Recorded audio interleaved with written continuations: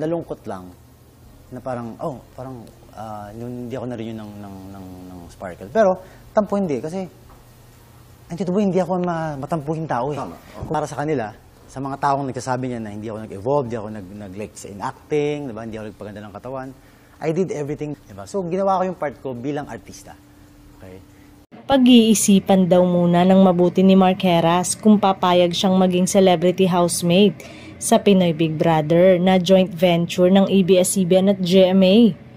Para sa isang kailangang bumalik sa eksena sa showbiz, magandang opportunity ito, pero ano kaya ang konsiderasyon ni Mark? Prior sked ba? Baka may sagasa sa ibang natanggap na trabaho?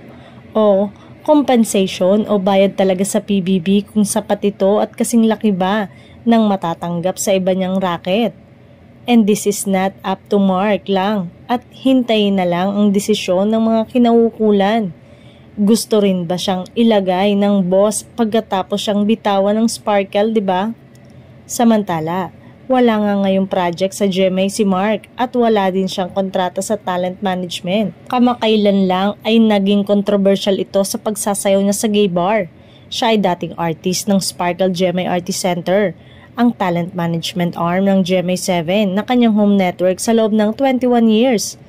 Nilinaw ni Mark na wala siyang sama ng loob sa Sparkle nang hindi i-renew ang kanyang kontrata.